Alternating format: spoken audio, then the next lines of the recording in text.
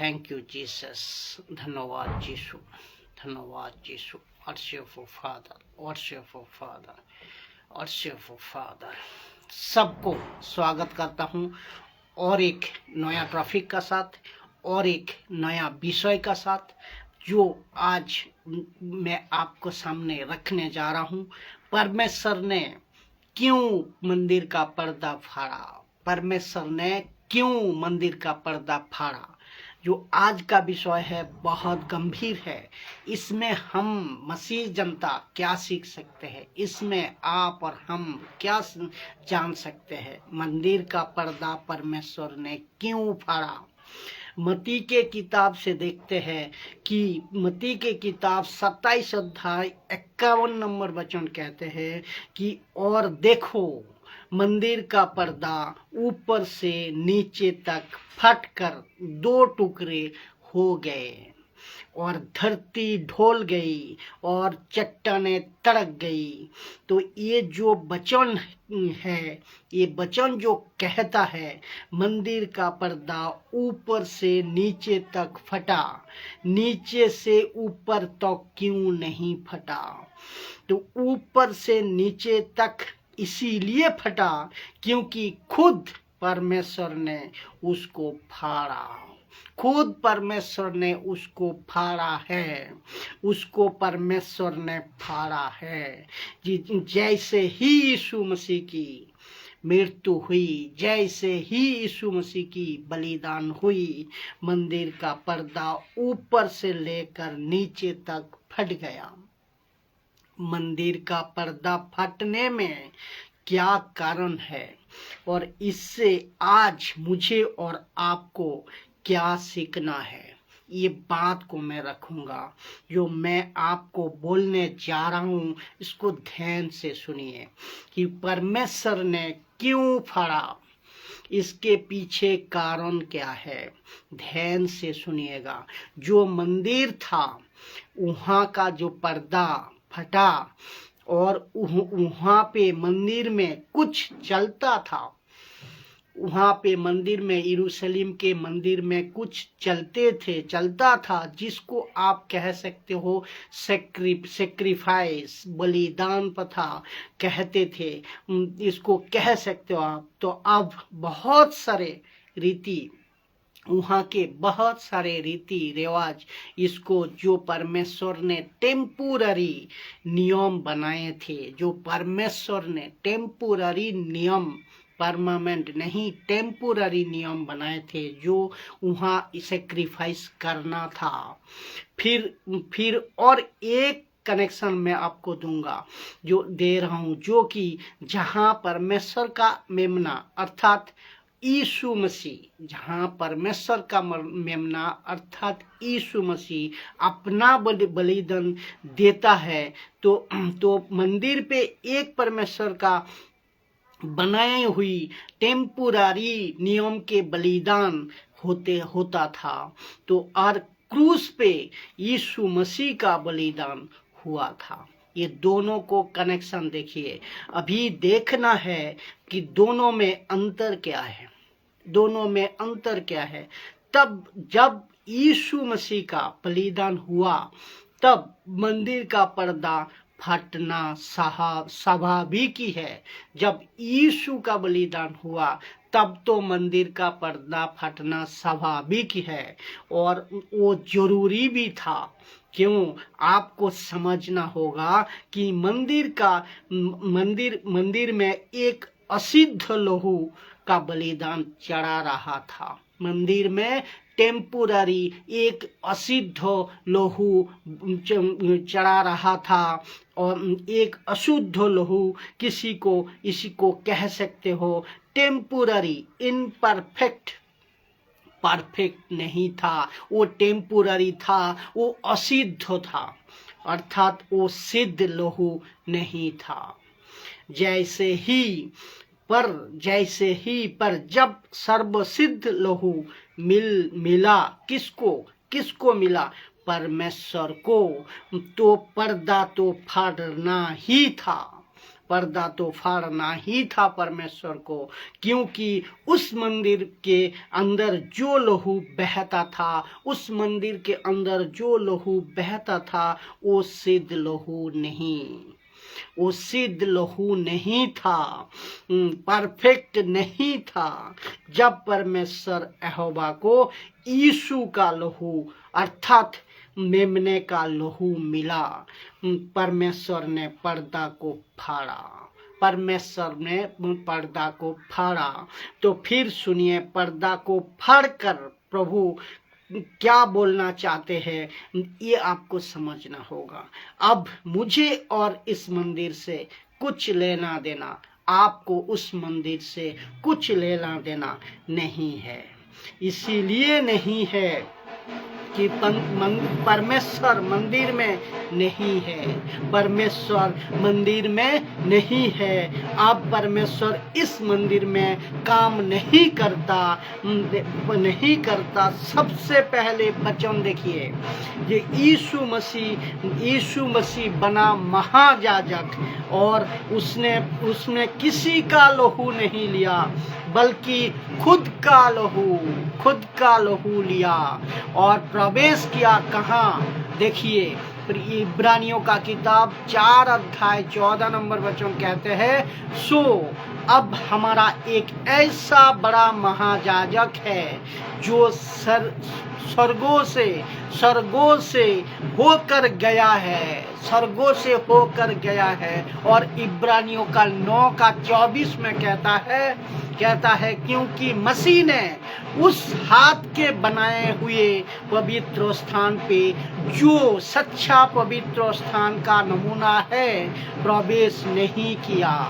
हाथ पे बनाया हुए पवित्र स्थान पे, जो यहाँ लिखा है, क्योंकि मसीह ने उस हाथ के बनाए हुए पवित्र स्थान पे, जो सच्चे पवित्र स्थान का नमूना है, प्रवेश नहीं किया।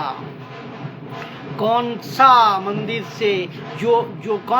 से? जो मंदिर की बात, यरूशलेम की मंदिर, इस्राएल के मंदिर के, इसमें प्रवेश नहीं किया, बल्कि लिखता है पर स्वर्ग ही में प्रवेश किया, ताकि हमारे लिए और परमेश्वर के सामने दिखाई दे। अद्भुत बातें हैं जी। इसका मतलब तो परमेश्वर जब इसका मतलब को आपको समझना होगा। परमेश्वर जब मानव जाति के पाप को देखता है ना, तो सबसे पहले यीशु का लहू देखता है, यीशु का लहू दिखाई देता है। और जब यीशु का लहू दिखता है तो परमेश्वर हमारे गुनाहों को माफ करता है, हमारे गुनाहों को क्षमा करता है। लेकिन जो मंदिर यरूशलेम के बलिदान चढ़ाया जाता था, उसके बाद यहाँ नहीं हो रही है। ये आत्मिक बातें हैं। इसीलिए परमेश्वर कहता है, और मुझे किसी भी प्रकार लहू नहीं चाहिए, मुझे किसी भी प्रकार और लहू नहीं चाहिए, क्योंकि जो सर्वसिद्ध लहू है वो मुझे मिल गए, जो सर्वसिद्ध लहू है वो मुझे मिल गए, और मुझे किसी भी प्रकार लहू नहीं चाहिए। इस वचन को देखिए, इब्रानियों के किताब 9 अध्याय 12 नंबर वचन कहते हैं, लिखा है, और बकरों और बछड़ों के लहू के द्वारा नहीं, बकरों और बछड़ों के लहू के द्वारा नहीं, पर अपने ही लहू के द्वारा एक ही बार पवित्र स्थान में प्रवेश किया और अनंत छुटकारा प्राप्त किया। इसका मतलब है, मंदिर के अंदर जो बलिदान हुआ है वो हमेशा के लिए वो काफी है। हिंदू मुस्लिम सबके लिए, हिंदू मुस्लिम सिख बौद्ध पारसी जैन आदिवासी रोडपति करोड़पति जहाँ कहीं से भी आप हो, नेशनल हो, इंटरनेशनल हो, आप सभी के लिए यीशु ने लहू बहा दिया है। अब इसके अलावा आपको कुछ नहीं करना। परमेश्वर उस मंदिर के पर्दे फाड़ने के बाद कभी भी वहाँ नहीं रहा, कभी वहाँ से सेक्रीफाइस नहीं लिया, बलिदान और नहीं लिया। क्योंकि प्रेरित का किताब कहते हैं, परंतु परम प्रधान, प्रेरित का किताब 7 अध्याय 48 नंबर वचन कहते हैं, परंतु परम प्रधान हाथ के बनाए घरों में नहीं रहता। और इस वचन को पौलुस ने दोहराया अद्भुत तरीका से। प्रेरितों का किताब 17 अध्याय 24 नंबर वचन कहते हैं, जिस परमेश्वर ने पृथ्वी और उसकी सब वस्तुओं को बनाया, जिस परमेश्वर ने पृथ्वी और पृथ्वी की सब वस्तुओं को बनाया, वो स्वर्ग और पृथ्वी का स्वामी होकर, स्वर्ग और पृथ्वी का स्वामी होकर हाथ के बनाए हुए मंदिर में नहीं रहता।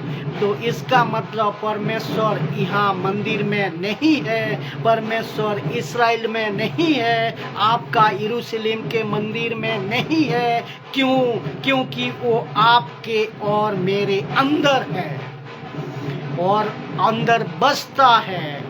तो मंदिर का पर्दा जो परमेश्वर ने फाड़ा है, वो क्यों फाड़ा है और उसके फायदे क्या है? ये है, अब हम व्यवस्था से छूट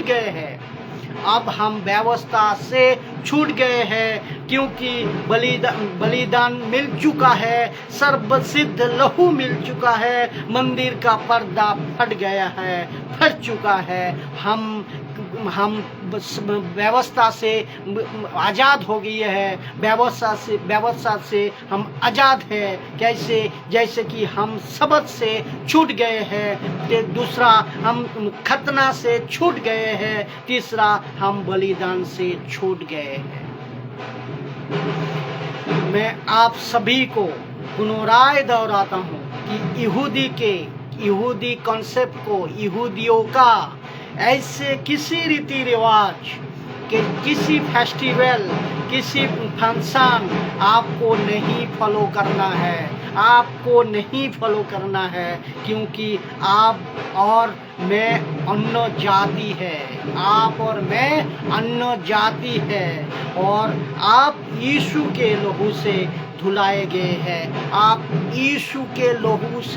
धुलाए गए हैं, आपका मंदिर का पर्दा फाड़कर परमेश्वर ने साबित कर दिया कि आप उसके अंदर नहीं है परमेश्वर, और हम उसके अंदर नहीं है, परमेश्वर उसके अंदर नहीं है, परमेश्वर अब आपके अंदर, मेरे अंदर है। अब सुनिए सबसे बड़ी बात, और उसकी सेवा करने का अधिकार मिला है हमें, आपको उसकी सेवा करने का अधिकार मिला है। उसने हमें सेवा करने का मौका को दिया है। मैं आपको और एक बात याद दिला दूं कि मंदिर का पर्दा ऊपर से लेकर नीचे तक फट गए, परमेश्वर उस मंदिर में नहीं है, और परमेश्वर अब और हमारे अंदर रहता है, आप और हमारा अंदर परमेश्वर रहता है, और चला फेरा करता है और बसता है, अपने शरीर में बसता है। तो और आप और हमारा शरीर क्या है? परमेश्वर का मंदिर है, मैं समझता हूँ इस वीडियो का द्वारा आप बहुत कुछ सीखे होंगे। इस तरह खराब प्रचार को आप जितना हो सके फैलाइए। मसीह जनता सबको कहता हूँ कि आप लोग खराब प्रचार को फैलाइए। इसमें एक ही फायदा, एक ही मकसद है कि प्रभु की राज्य बढ़े और आप स्वतंत्र हो सके और प्रभु की राज्य में आप लोग मजबूती से प्रचार को आगे बढ़ा सके। सबको जय मसीह।